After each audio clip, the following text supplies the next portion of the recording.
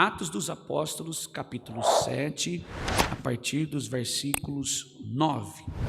Irmão, eu quero pedir a você que está aqui, minha irmã, que não saia daí, mas que você possa continuar conosco e ainda assim compartilhar para que mais alguém possa ouvir a palavra do Senhor. Atos 7, capítulo 9, lemos com a ajuda de Deus e a guia do Espírito Santo. Amém. Tem como título a defesa de Estevão. Os patriarcas, invejosos de José, venderam-no para ser levado para o Egito, mas Deus estava com ele e o livrou de todas as suas aflições, concedendo-lhe também graça e sabedoria diante de Faraó, rei do Egito, que o constituiu governador daquela nação e de toda a casa real. Depois houve fome e grande sofrimento em todo o Egito e em Canaã, e nossos pais não achavam o que comer. Mas quando Jacó ouviu que no Egito havia trigo, mandou pela primeira vez os nossos pais até lá. Na segunda vez, José se fez conhecer pelos seus irmãos. Eu vou repetir isso, José se fez conhecer pelos seus irmãos. E o Faraó veio a conhecer a família de José. Então José mandou chamar Jacó, seu pai, e toda a sua parentela, isto é, 75 pessoas. Jacó foi para o Egito e ali morreu, ele também, os nossos pais. Somente até aqui, amém. Soberano Deus, está entre nós a sua palavra. Eu oro agora em nome de Jesus, para que nós possamos entender esse texto. Que o Senhor venha falar poderosamente aos nossos corações. Pedimos em nome de Jesus, amém.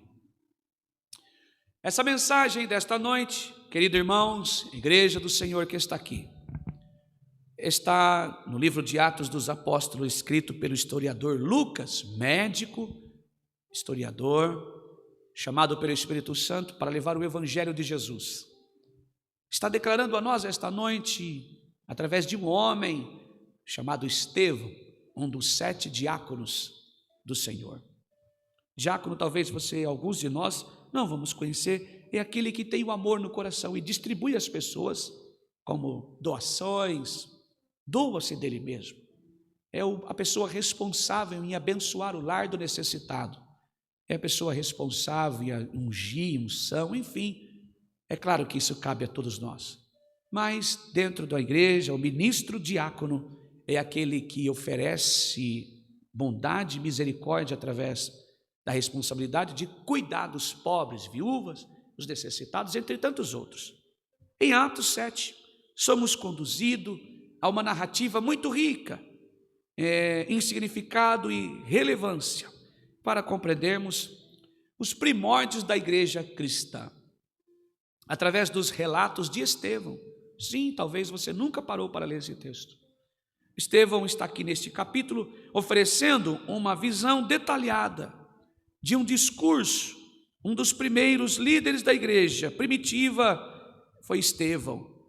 Nele encontramos uma exposição bastante eloquente, cheia de tanta graça, cheia de conhecimento, que abrange algumas áreas da igreja primitiva. Encontramos uma exposição eloquente de uma jornada do povo de Deus, desde os tempos de Abraão até os dias de Jesus Cristo, ou melhor, até os dias de hoje. Nesse texto, irmãos, ao longo desse capítulo, eu convido você a ler, quando você estiver livre em sua casa, que você venha ler toda essa história, desde o começo da narrativa, onde Estevão está perante o sinédrio, ele está preso, mas cheio de graça. Ele vai falar sobre os prodígios que Deus fez, os grandes sinais que Deus se manifesta entre o povo. Estão alguns aqui, irmãos, dentro da sinagoga, libertos, dos sirineus, dos alexandrinos, da Sicília, da província da Ásia, se levantaram e discutiam com Estevão. mas eles não podiam resistir à sabedoria que estava, o Espírito de Deus que falava através de Estevão. Ao longo deste capítulo, eu e você somos convidados, levados a refletir sobre a fidelidade de Deus para com o povo de Deus. Mesmo diante as adversidades, a incredulidade daquele povo, a incredulidade humana, Estevão reconta nesse capítulo a história de Israel, destacando sempre momentos de obediência, aliás, de desobediência. Ele deixa claro que em meio a salvos também tem desobediente, em meio a um povo de vida piedosa, também tem os ímpios, os incrédulos, mas também que dentre os ímpios, dentre as pessoas que negam o Senhor, a desobediência, há redenção e há restauração. E para levar a esta narrativa, esta noite, eu quero aqui, separei pelo Espírito Santo, esse acontecimento do próprio José. Há uma desobediência, a inveja nesse povo, apesar de ser seus irmãos, apesar de ser sua família. Mas o Senhor os chama para uma redenção. É interessante notar como Estevão conecta os eventos do passado com a vida e ministério de Jesus, para os nossos acontecimentos de hoje, demonstrando a continuidade do plano divino de salvação. Sim, Estevão está sendo usado pelo Espírito Santo de Deus a mostrar os acontecimentos do tempo da lei, o surgimento da igreja, os acontecimentos maravilhosos e narrados por ele na vida de José, onde eu escolhi esta noite, pelo Espírito Santo, no plano salvístico, no plano de salvação. Um momento maravilhoso. Sua mensagem não apenas neste texto está desafiando as autoridades religiosas da sua época, mas também está convidando a examinar a nossa própria relação com Deus e a nossa responsabilidade como seguidores de Cristo. Eu vou repetir isso. A mensagem que Estevão passa aqui, em um discurso, irmãos, esse homem não está somente lembrando as autoridades que cercearam a ele do compromisso de Deus, ou melhor, a responsabilidade que temos pela palavra de Deus a redimir de nossos pecados, mas convida a examinar a nossa própria relação esta noite para com Deus. Ao longo da nossa vida, irmãos, por aumentar a iniquidade, Paulo vai dizer que o amor de muitos esfriaria. Talvez esse amor não seja só com pessoas que convivem conosco, mas esse amor também a Deus, que deve ser sobre todas as coisas. Quando diz sobre todas as coisas, o próprio Jesus nos ensinou a isso, a própria palavra nos ensina isso. Quando diz sobre todas as coisas, irmãos, é de fato sobre as nossas dificuldades, as circunstâncias. E eu quero trazer esta noite José. Oh, glória a Deus, aleluia. Quando eu olho para esse texto, hoje pela manhã, falando com a minha filha, ao levá-la até o ponto de ônibus, eu disse a ela as seguintes palavras: Deus está ministrando pelo Espírito Santo no meu coração a passagem de José por esta terra. E eu vejo alguns escorregões a partir de Jacó, seu pai. Como assim, pai? Jacó, ele teve um grande deslize. Ele demonstrou amor maior por José. Em primeiro lugar, por ser filho de sua velhice. E segundo, por ser gerado pela sua esposa estéril. Em terceiro lugar, por ele ser um homem, um garoto obediente, um garoto diferenciado, que ouvia-o, que o respeitava, que parava para ouvir o pai, que era obediente, que era justo, honesto, que não se vendia aos prazeres e às emoções do seu coração. Então, o primeiro erro na família de Jacó foi abrir o coração e escolher amar mais a José. Quando a palavra de Deus nos ensina a amar todos igualmente. Quando o próprio Deus amou a todos nós de uma tal maneira que deu seu único filho por amor a nós. Ele não deu mais para um, não deu mais para outro. O que ele confiou mais a um e mais a outros, irmão, é de acordo com o limite de cada um, de acordo às vontades de cada um, de se propor em fazer algo. É diferente. Talvez Jacó deu uma resbalada aqui na sua declaração e a demonstração de amor a somente um filho. Eu quero parar aqui nesta reflexão e dizer à igreja, ministrado pelo Espírito Santo, que nós não venhamos a repetir o mesmo erro de Jacó, ser o responsável por dividir a nossa família ao meio, por dividir, irmãos, a igreja ao meio, por dividir, irmãos, a empresa, os negócios com uma só pessoa, dando preferência a esse ou aquele, mas que sejamos sábios, mas que tenhamos as nossas decisões pautadas na palavra do Senhor, com muita responsabilidade.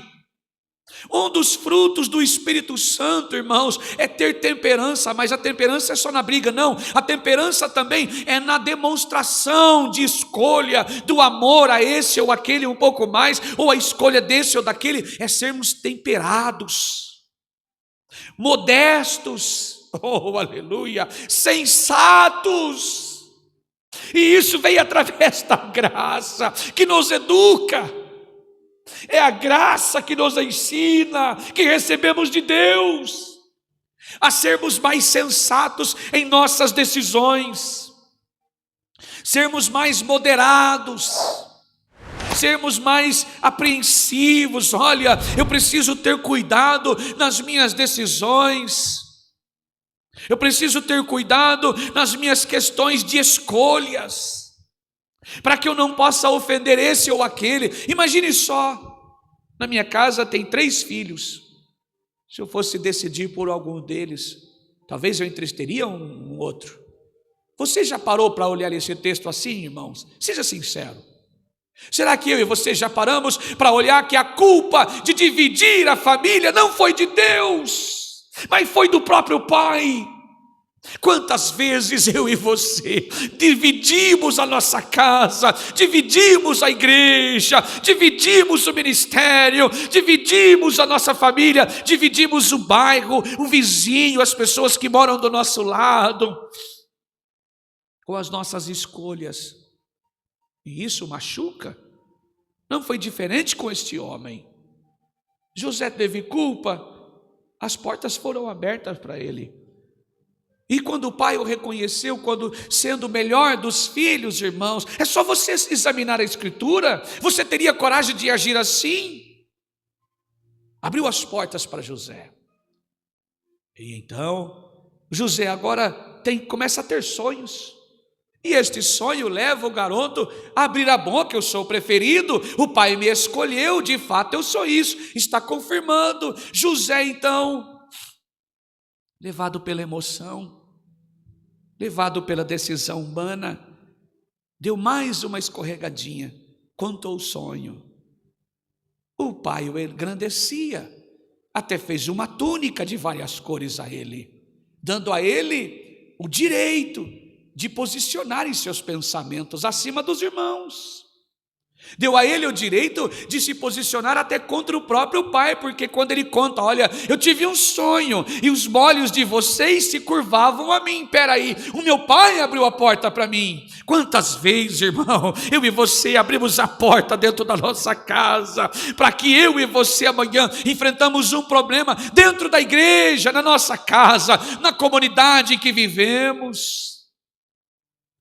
José agora abriu a porta para o ódio também, sem perceber, para a perseguição, para os ciúmes, para a inveja.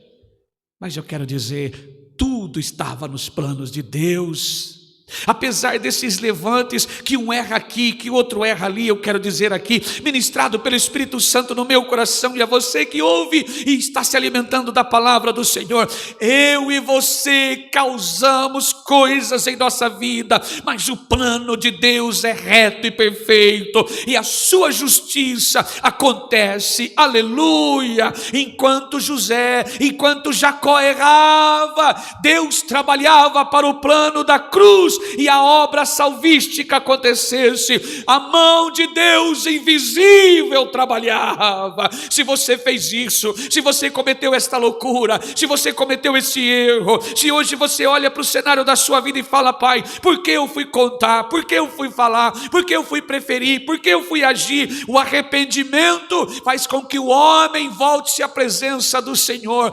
humilhado, colocado nos pés do Senhor e dizendo: Pai, perdoa-me, me ajude, me socorre. O Senhor está dizendo que Ele tem plano salvístico para nós. Ele aparece nos momentos difíceis da nossa vida, quando se tornou impossível a sua realidade, ou você olha e diz: Pai, não tem mais jeito, eu pequei contra o céu, eu pequei contra ti, eu já não sou mais digno de ser chamado teu filho. O Senhor aparece, nos dá de sua graça, que nos educa, que nos ensina, que nos adverte, que mostra a nós o caminho. Arrependidos nos humilhamos aos pés da cruz, e o Senhor tem um propósito para nós. O Senhor nos endireita, nos ruma para a vitória, para que os planos de Deus aconteçam em minha vida e a sua. Oh, glória a Deus, aleluia. Bem-aventurado é aquele que se humilha, não é aquele que se exalta, é aquele que se humilha, que se rende. Bem, está feito. O ódio está plantado, a raiva e os ciúmes e a inveja está plantado na família. E agora? Bom, agora José é lançado em um poço. A sua túnica foi rasgada, ou melhor, foi banhada em sangue animal. E o plano perfeito de ódio, inveja, ira, ciúmes, perseguição e revolta para o diabo está sendo aplaudido, mas para Deus não. Oh, glória a Deus, aleluia. Quantas vezes, talvez seja o motivo de você estar aqui, algo que se levantou em sua vida e a minha, e eu e você, aos olhos da nossa carne, aos olhos dos momentos da circunstância, eu e você dizemos assim: não tem mais jeito. O Senhor está dizendo: tem jeito, aleluia. Eu e você, quando pensamos e olhamos para um futuro incerto, dissemos: Pai, eu pequei, eu falei o que não devia falar, eu agi de uma maneira errada, e o Senhor está dizendo: tem jeito sim. Esta noite o Senhor está me dando de sua graça, o Senhor está te dando da graça dele, a graça que está te advertindo. Tem jeito sim, aleluia. Aos cheiros das águas a árvore brotará, a árvore será revivada em nome de Jesus e para a glória de Deus, aleluia. Lá no poço Deus trabalhava. Lá no poço José lançado ali tinha o plano precisava acontecer e Deus trabalhava. No coração de um dos irmãos houve uma negatividade: não façamos tal, para que matarmos o nosso irmão? Ele é o nosso sangue. O mais velho se posiciona contra: vamos vendê-lo. Os mercadantes, você já sabe, José é vendido, e entregam-se. E ao longo de 23 anos, se eu não me engano, Jacó chora por uma morte que não existiu.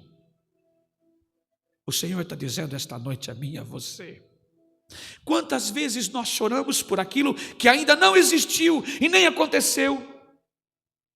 Quando nós estudamos a palavra do Senhor, irmãos, em outros assuntos que nós abrangimos fora do texto bíblico, nós vamos aprender que a ciência comprova que 70% das coisas que nós preocupamos, ela nunca existiu e jamais existirá. Isso chama ansiedade. Oh, aleluia.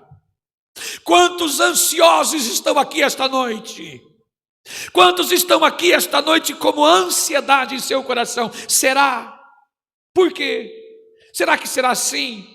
Como será o amanhã?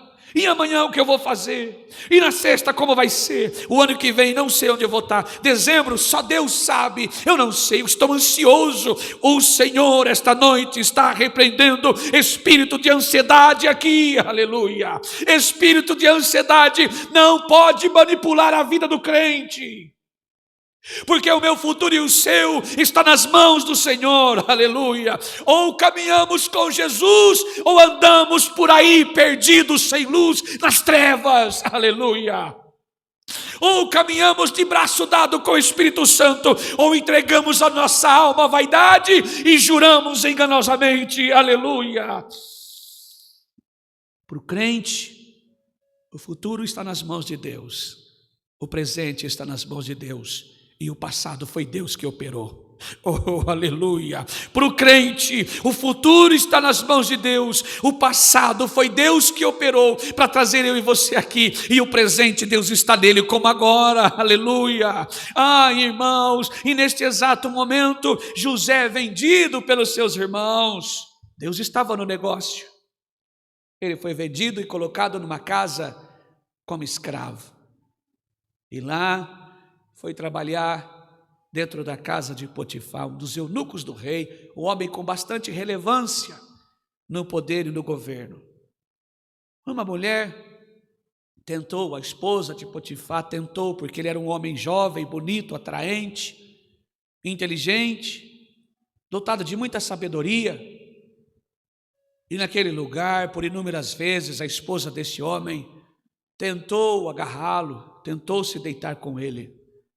Mas em todas as vezes ele disse: eu sou filho de Deus, eu não posso trair o meu patrão, eu não posso trair quem me comprou, eu não posso trair quem confiou em mim, e eu não posso, eu não nasci para isso. Irmãos, o diabo quando olha para nós, aleluia, e nós não nos vendemos aos desejos da nossa carne, ele faz saltar aos nossos olhos algo como oportunidade, irmãos, algo como precioso, mas aquilo que para o diabo é precioso, a Deus é enganoso, a Deus é profanação, a Deus é mentira, a Deus é pecado, a Deus é exclusão da presença do Senhor. Então, se esta noite você está sendo tentada, você está sendo tentado pelo diabo, o Senhor está repreendendo a sua atitude, e Ele é poderoso em te dar vitórias, para que você saia daí, aleluia.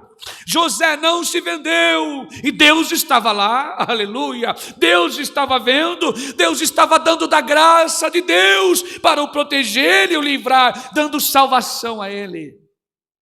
Então, a mulher não aceitou, e nós sabemos que ao correr, em um dia, quando buscado, ele deixou em suas mãos um pedaço de tua roupa, ele foi acusado injustamente e condenado. E preso. José passou mais 2 anos e 4 meses dentro de um calabouço, de uma prisão, uma masmorra, sem dever nada. E lá o Senhor estava cuidando de José. Deixa eu dizer algo aqui ministrado pelo Espírito Santo. Talvez você olhe para a sua vida e há cadeados, há prisões, há causas impossíveis, mas creia, o Senhor está trabalhando você mesmo dentro da prisão. José recebeu graça. Dentro da prisão, José recebeu graça, e a graça trabalhava nele, por ele e através dele, oh aleluia, porque foi dentro da prisão que José recebeu o dom de interpretar sonho, foi lá que Deus se apresentou a José e deu a ele um dom. Irmãos, quantos de nós, dentro do presídio, da cadeia, das coisas que vivemos presos, amarrados, na prova, na angústia, na tribulação, nas coisas que se levantam contra nossa vida, Deus nos ensina: olhe para a tua prova, olhe para a tua angústia, olhe para as coisas que se levantaram contra a sua vida, quantos temporais, quantos levantes em sua vida. O Senhor tem te dado graça para aprender, o Senhor tem te dado graça para aprender a suportar, o Senhor tem te dado graça para aprender a viver, o Senhor tem te dado graça para aprender a não falar, o Senhor tem te dado graça para entrar e sair do meio do povo, o Senhor tem te dado graça para você passar e suportar, perseverando na fé. Não é por causa de você, é por causa dos planos de Deus na sua vida, que Deus tem te dado graça para falar e usar a partir de você, aleluia. Então creia, acredite, o Senhor está te dando graça, dentro da prisão, no calabouço, recebendo graça, para a partir de você, o Senhor fazer obra no seu filho. Eu tomo posse, na sua família eu tomo posse, na igreja em que você congrega, e eu creio nas promessas do Senhor, na onde você entrar, na onde você passar, a graça do Senhor a partir de você, será lançado salvação, aqueles que estão do teu lado, testemunhos de graça e misericórdia. O Senhor falará e levantará pessoas em sua vida para se espelhar na graça que você recebeu. Deus converterá corações, aleluia. José então é retirado dali, esqueceram dele, depois lembraram. José, dentro do calabouço, recebeu algo poderoso, que nenhum dos egípcios. Estevão está contando isso, irmãos. Estevão está dando testemunho. Estevão está contando para os incrédulos isso. Quero lembrar que Estevão foi apedrejado até a sua morte por servir a Deus, e declarou o amor do Senhor lá nos primórdios da terra até chegar nele. José, nessa situação, recebeu lá dentro da prisão um dom de administração. Como assim, irmão? Sim. Quando o rei sonhou, o faraó, ele foi lá e disse: olha, você precisa fazer desta maneira, assim, assim, assim, assim. Deixa eu dizer uma coisa. É nos piores cenários da nossa vida que Deus nos dá conhecimento e graça. É nos piores cenários da nossa vida que Deus nos dá sabedoria e entendimento. É nos piores cenários da nossa vida que Deus levanta homens e mulheres que carregarão a bandeira de Cristo. É nos piores lugares que nós entramos que Deus levanta homens temente e fiel à sua palavra, que não se rende e não se vende à corrupção, nem à mentira, nem às loucuras. É nos piores cenários da nossa vida que Deus estabelece reinos. É nos piores momentos da nossa vida que Deus usa de graça e misericórdia, confundindo o sábio na sabedoria através de um louco. Oh, aleluia! É nos piores cenários da nossa vida que Deus restabelece ordem dentro da nossa casa. Então José contou ao rei, e ele fez exatamente assim. Então houve fome na terra de Israel, e os seus irmãos o procuraram. A Bíblia diz em Gênesis, se eu não me engano, 43, 45, até os 50 vai mencionar. E quando os irmãos foram pedir alimento, José disse: volta para lá, traga o vosso pai. Os irmãos não sabiam que era José, não deram conta. E quando eles retornam, ele identifica. Os irmãos com medo: poxa, agora nós vamos morrer de fome. José entendeu. Ele fez uma leitura decente. Vocês fizeram somente o que Deus permitiu. Deus permitiu que vocês odiassem. Deus permitiu que o meu pai me exaltasse um pouco mais, para eu estar aqui hoje, para cuidar dos meus irmãos, para cuidar do nosso povo. E José talvez nem estava ali entendendo que Deus permitiu que ele estivesse ali, irmãos, para que a obra da cruz acontecesse em Jesus. Os judeus, antes hebreus ali, mas judeus precisavam permanecer. Você já fez uma leitura da palavra desta maneira? Deus permitiu que José fosse governador em uma terra que nenhum judeu jamais pisou, nenhum alto escalão ocupou, e depois jamais outros judeus ocupassem, para que José ali desse continuidade na obra da cruz, para que Jesus viesse. Este povo precisava permanecer ali, irmãos, ser alimentado por um judeu, um hebreu, melhor dizendo.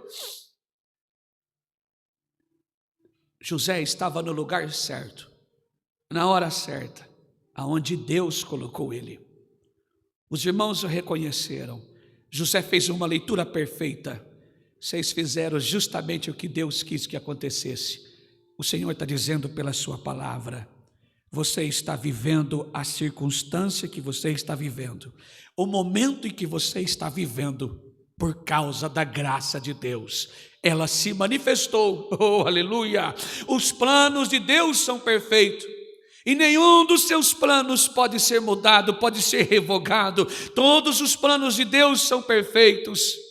Talvez você chegou aqui esta noite sobrecarregado, sobrecarregada com tantos porquês da sua vida, sem entender o que Deus está fazendo com você. Então saia daqui esta noite entendendo: tudo que Deus está fazendo na minha vida é perfeito. Chegando nesse texto sobre Estevão, Estevão está justamente num lugar sendo julgado, condenado, pessoas que estão ali o acusando de estar profanando coisa sagrada, como Moisés, entre todos os outros santos. Não, Estevão estava justamente ali lembrando que Deus cuida e zela do seu povo, apesar da circunstância, apesar dos levantes, apesar dos levantes que acontecem, apesar da circunstância, apesar das guerras, apesar do desentendimento, apesar de tantas outras coisas. Deus zela e vela pela tua palavra. Deus sempre esteve presente. Estevão foi apedrejado de fato, mas tiveram que saber: esse é o Deus que eu adoro, Ele não abandona. Se eu cheguei até aqui, porque Deus permitiu. Se hoje eu estou aqui, porque Deus permitiu. Se você está aqui esta noite, porque Deus permitiu. E se estamos aqui, porque há um propósito de Deus. Se você está aqui, porque há um propósito de Deus. Se você está aqui adorando ao Senhor e ouvindo a tua palavra, não pare, não pare, não pare. Apenas olhe para diante, apenas continue seguindo, apenas continue. Jesus está no meu barco. Há um propósito de Deus para a nossa vida, há um propósito: salvação. Salvação. É no nome de Jesus que nós ouvimos esta palavra. Não desista, não pare. Jesus está conosco. Se Ele está conosco, o propósito está acontecendo agora, enchendo a mim e a você de fé, esperança. Somos mais que vencedores. Esta é a mensagem. Deus seja louvado. Amém.